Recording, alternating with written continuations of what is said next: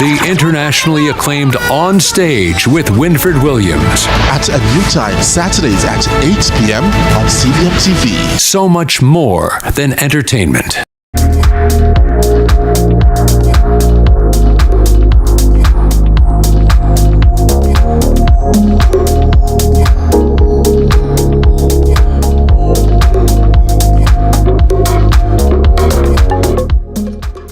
Small business owners and independent contractors get affordable insurance with Sagicor Pro Shield. The time by Sagicor Life is 7 o'clock.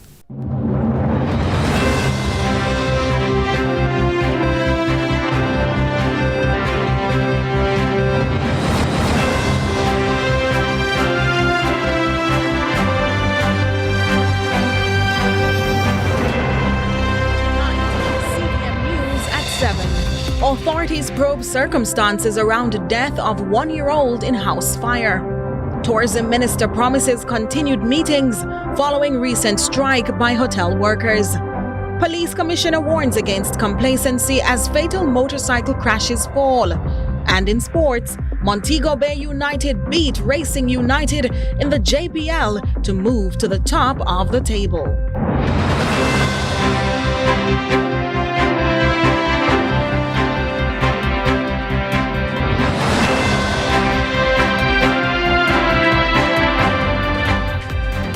From Kingston, Jamaica, this is CVM News at 7, the weekend edition. It's Sunday, November 17, 2024. I'm Ronaldo Adams. A toddler is dead and at least 10 people, including 2 children, were left homeless following a house fire in Kingston yesterday.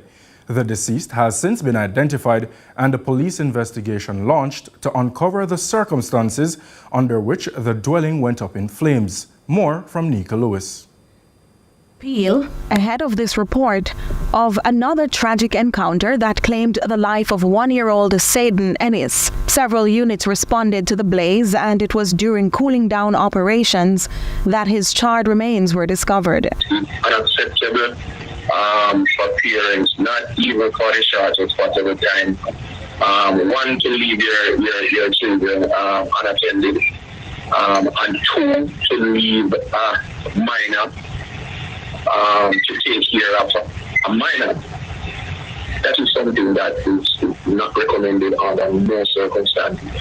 We will continue to get the message out here that this is something that parents should desist from doing, because at all times we recognize that the end result is a disaster. In this disaster, Saden was reportedly left in the care of his 4-year-old sibling while his mother went to a nearby shop.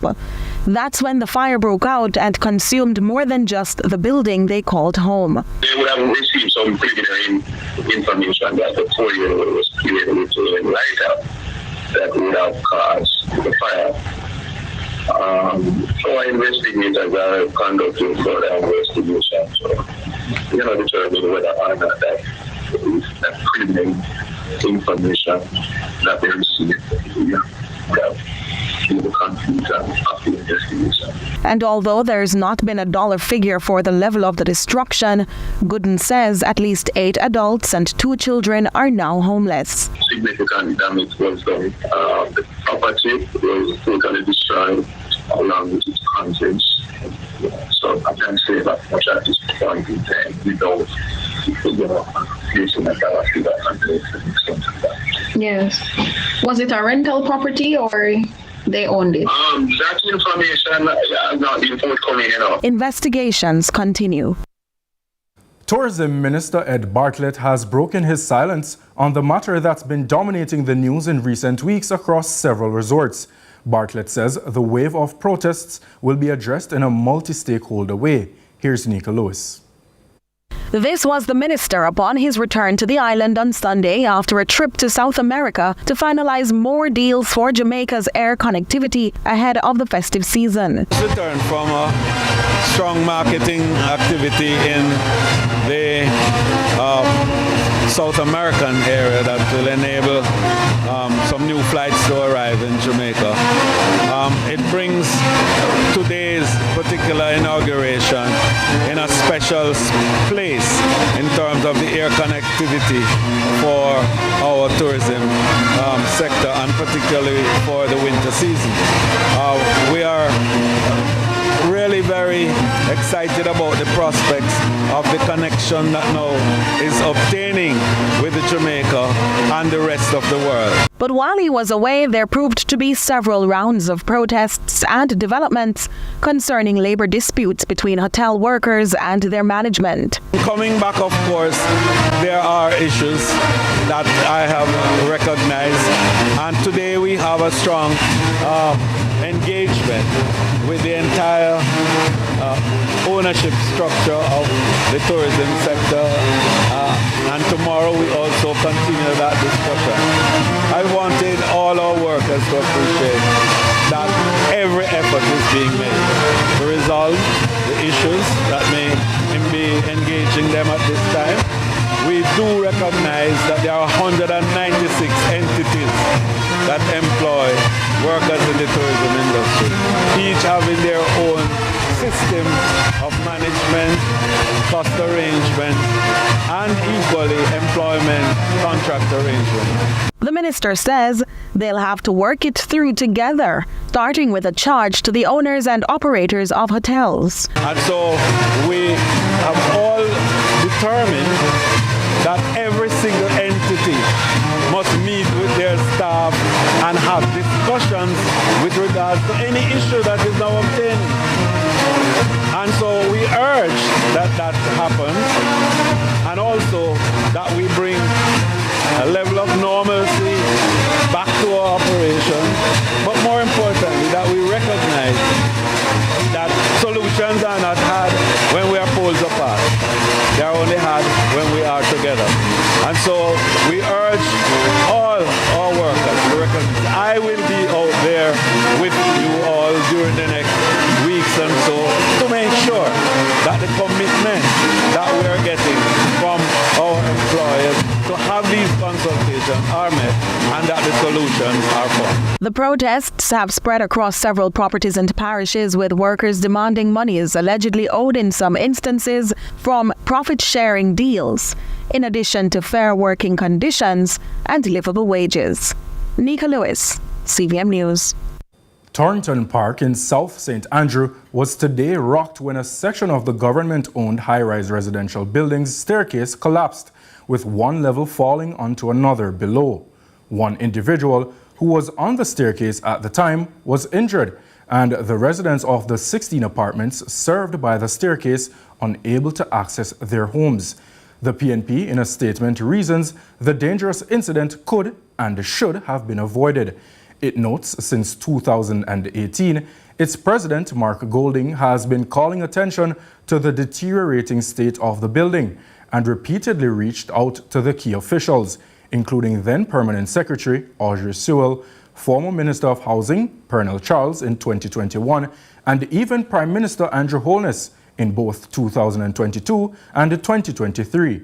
Golding shares for nearly 5 years there has been no effective action taken to ensure the necessary repairs were done, in spite of meetings, inspections, and assurances that the repairs have been approved, only for the work to be deferred, with nothing done to address this avoidable risk. He says the lack of response is not just a matter of bureaucracy, but allegedly reflects a shameful disregard for the lives of the residents of Torrington Park. He's also calling for urgent intervention from the government of Jamaica.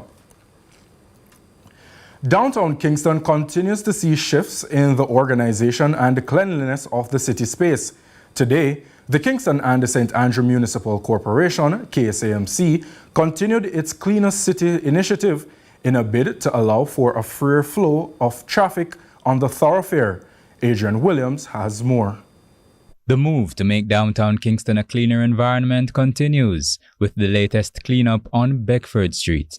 Chief Executive Officer for the Kingston and St.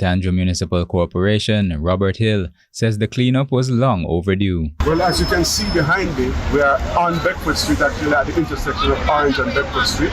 We have commenced a comprehensive cleanup. It's a continuation actually from other areas that we have done in the past weeks, namely Haywood Street and the Princess Street. So this is a continuation of our efforts to clean and clear the main thoroughfares throughout the Market District downtown. Inspector David Lowe, in charge of the public order team, embraces the move as he says thieves seek refuge on Beckford Street because of the congestion. It is a cleaning exercise to actually take over back Beckford Street, where we will ensure that public order is restored and maintained.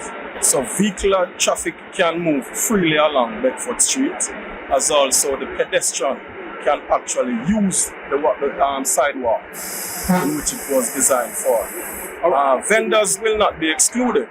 They will get a particular space that will be marked out, and they are expected to conform and vend in those designated vendors. Vendors who occupy spaces on Beckford Street are also happy about the move. I feel very good, very nice, very smashing. The road gonna clean up nice for Christmas, so we'll make extra money. All the mucks and crosses and destruction. And the movie and the salt and the oil gone. Please look good. Yeah. Every oil, every powder, every can sell now. Adrian Williams reporting for CVM News. The University of Technology, UTech Jamaica, continues to have conversations with Jamaican-born billionaire Dr. Trish Bailey, who is looking forward to helping students in various ways to achieve their truest potential. Adrian Williams tells us about the move to help in this initiative. The heights of great men reached and kept were not attained by sudden flight. And for one woman, she smashed the barriers, becoming a billionaire. Jamaican-born Dr. Trish Bailey recently visited the University of Technology, UTech in Kingston, to play her part in advancing the welfare of the nation's youth. I came to listen to what the needs of UTech are and to be able to hopefully give some guiders and hopefully, I think that they say hopefully some financial support as well. I'm excited about what I've heard. I'm excited about the direction the university is going. And also what we've discussed is some nursing program. We provide some scholarship for some of the students that are there, redeveloping some of the infrastructure so that they are able to have these resources that they need. So just what figure is slated to herald the assistance? So I haven't come up with a number yet, but I will continue having the conversation with the administration to come up with a number that makes sense to be able to help them to get to this place that they need to be to help the children. The former athlete turned businesswoman, hailing from the Breadbasket parish of St. Elizabeth, has written a book titled Unbroken, a chronicle of her rise from hardships to success.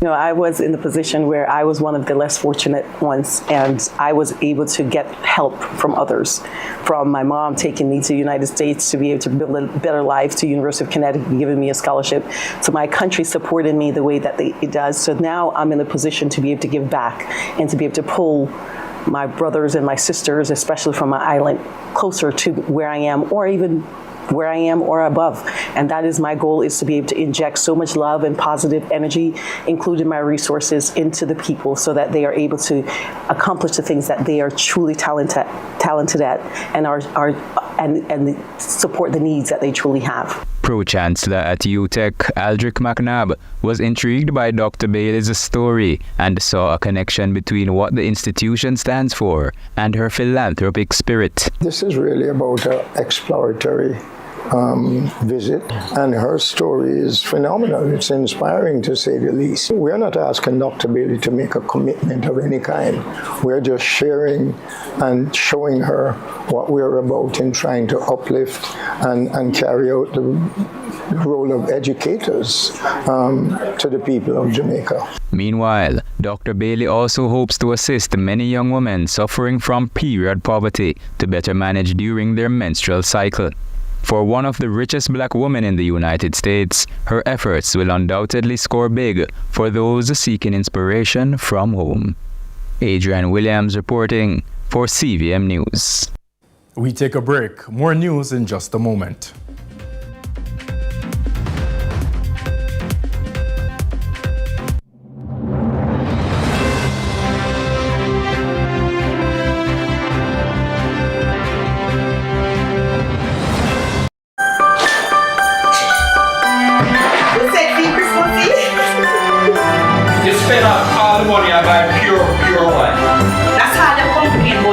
the money. Everything are pure. Sweeten up your Christmas with Pure Money Christmas promotion. Buy and enjoy Pure Bulk Wine and any other Pure product for an even sweeter chance to win this season. Be one of 5 lucky winners of $100,000. See the press for details. It's got Christmas nice for true. You know my heart goes crazy when you take the extra time. This is for our love. Will you world behind? Can you feel me?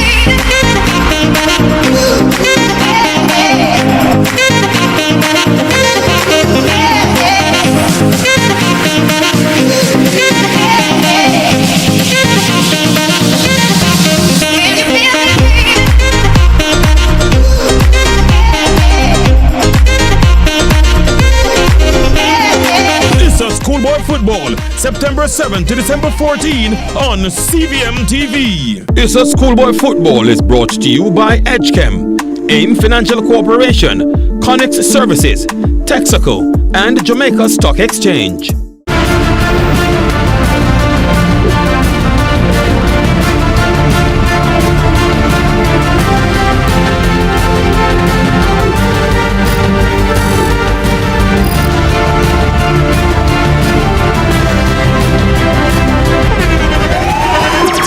The internationally acclaimed On Stage with Winfred Williams. At a new time, Saturdays at 8 p.m. on CVM TV. So much more than entertainment.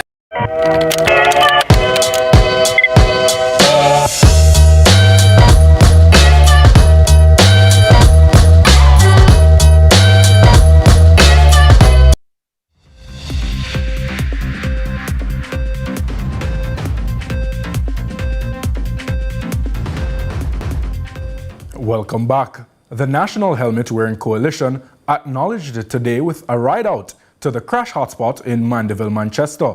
This ride-out comprised of members of the Jamaica Constabulary Force, JCF, in conjunction with the coalition to raise awareness about road safety and helmet distribution. Adrian Williams has more. November 17 is acknowledged as World Remembrance Day for Road Traffic Victims, something the Jamaica National Foundation commemorated in Mandeville, Manchester, in conjunction with the National Helmet Wearing Coalition and the police. Commissioner of Police Dr. Kevin Blake, showcasing his skills in safe motorcycle use, shared the data showing a reduction in deaths resulting from motorcycle crashes. I must say that the data showing we're having a reduction, slight reduction of 13% over last year. But let us not take comfort in that because the numbers are still way too high. We have so far 320 deaths on our roads, which is 47 less deaths than it was last year. He, however, cautions that Jamaicans should not get complacent in the reduction of road fatalities caused from motorcycle crashes. Notwithstanding the reduction, we have not met the targets that we have set. And so we're pushing very hard to stop the deaths. Dr. Blake also implored the public to play their part in saving lives. We're trying to save the lives of Jamaicans. And we're doing well, getting good cooperation from the citizens and excellent support from the general public. But the lives that we're saving through homicide, we're seeing too many lives being lost on our roadways.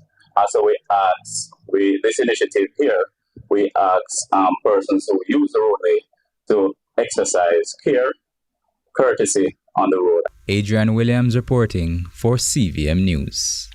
A look now at regional and international news. We begin with news in the region. A senior official of the Caribbean Court of Justice, CCJ, has suggested the region is becoming the murder capital of the world and has told Barbados and the Caribbean the regional justice system is in dire need of reform. President of the CCJ, Justice Adrian Saunders, reminded the criminal justice system is not a single system. More from the CBC.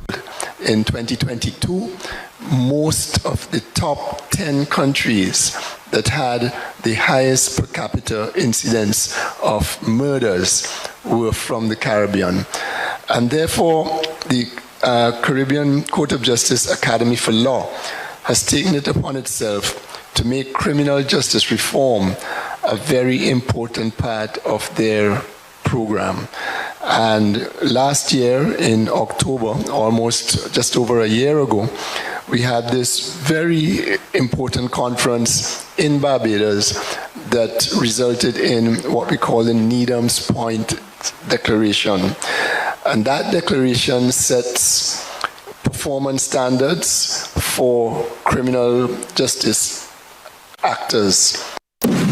Still in the region, British High Commissioner to the OECS and Barbados, Scott Thurston, recently visited St. Lucia to welcome the island's new resident British Commissioner. Here's HTS News Force. British High Commissioner to the OECS and Barbados, Scott Thurston Wood, placed top priority on discussions regarding the UK's ongoing support for the upgrade of the soon-to-be-called Julian Alfred Highway and key developments along the West Coast. We've been supporting this project with a grant of $37 million US dollars. As I say, that's grant, that's not a loan, that's a grant that we've been giving to the government of St. Lucia, delivered through the Caribbean Development Bank.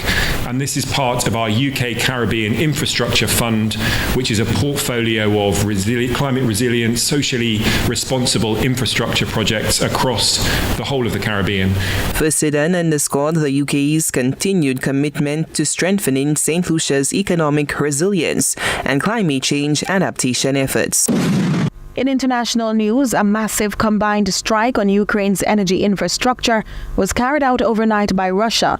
President Zelensky has said at least 7 people have been killed and many were injured, including children, following the strikes. Details from the BBC. We had sirens in the early hours, and the latest information from the city was that 2 railway workers were killed, among 5 people killed across the country overnight, in what seems to have been the largest concerted Russian drone and missile attack, certainly since early September.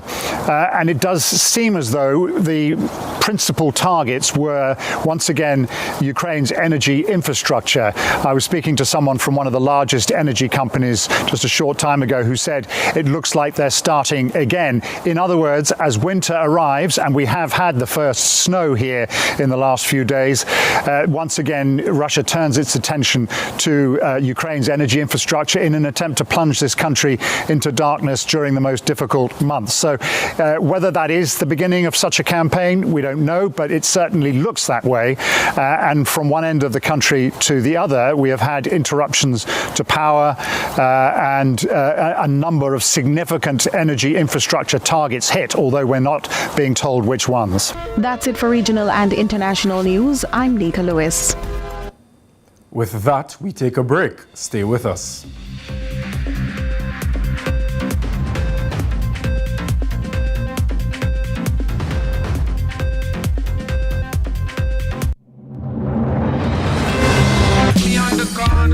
People don't bother feel like you can predict who is going to be in the shop with me. A ship carry you back at controversial. How old were you? 8 years old.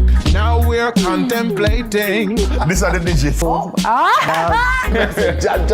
kind of episode this one? Another junction in life.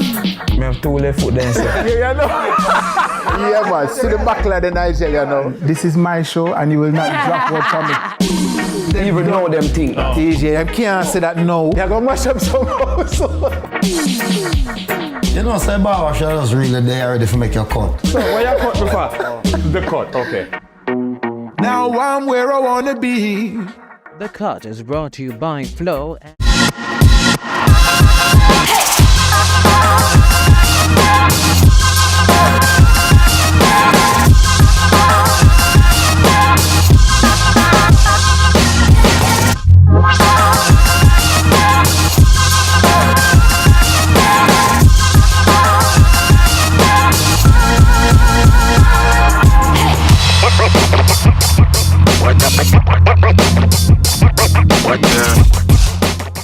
Central Pitchside is brought to you by Edgechem, in Financial Corporation, Connex Services, Texaco, and Jamaica Stock Exchange. Tell me something that makes a bubble bath even more enjoyable. Candles. It was going so well until... How about some toys? Family Feud.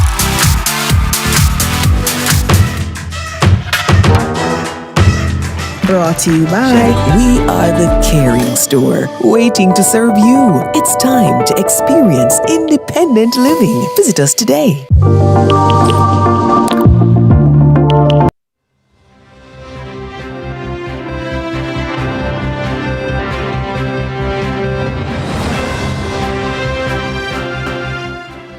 Welcome back. Now, a child's behavior may not be easily contextualized, but the good news for patients, it can be done. And one of the first models is you and equipping yourself as they develop. That's Carolyn Brown's focus for this Inspire Jamaica. Reach out and touch somebody's hand. Make this world a better place if you can. Those bags belong to children who have been diagnosed with behavioral problems. Now, what we have found out is that the effective intervention for these children is necessary because so very often their behaviors are misinterpreted. And so I'm going to find out what are some of the tips we ought to know when it comes on to the behavior of children. Shirley Bryce is doing what she does. She's always busy behind the desk. Miss Shirley, this is the place where you deal with children with behavioral issues. Remind me of the name. Royal Paradise Group Home. So often we misunderstand a child. We see them acting what we call, differently, and persons go at them the wrong way. How do you analyze or get help in helping those children?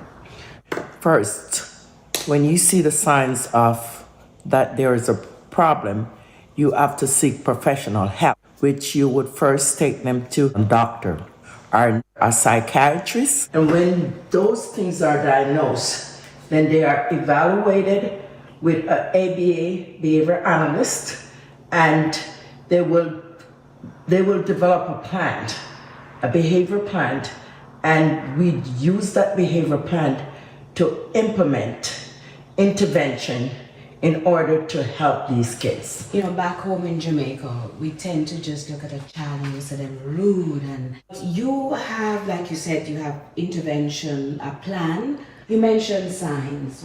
What type of signs can we look out for? Example, like not direct eye contact, flipping their hands, stacking things.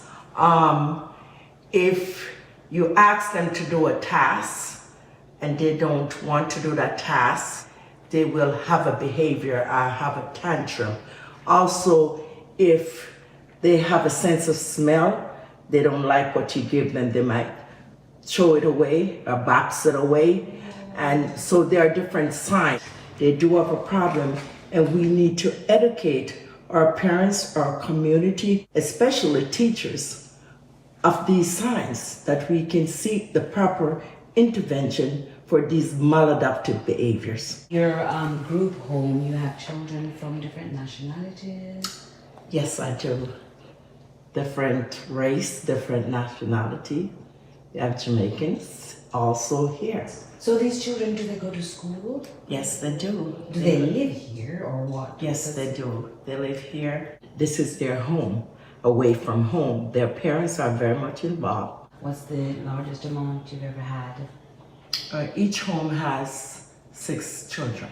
And we have a total of 18 staff members. I'm sure you've had lots of success stories. Some children cannot be helped, so to speak, but you take them to a certain level, is that it? I have kids that go home and kids that goes on their home, live in their own apartment, and they go back home to their family. And I'm sure that makes you feel good. Yes. Your hard it does. work pays off. Yes, it does. So once again, remind us of some of the things we should not do when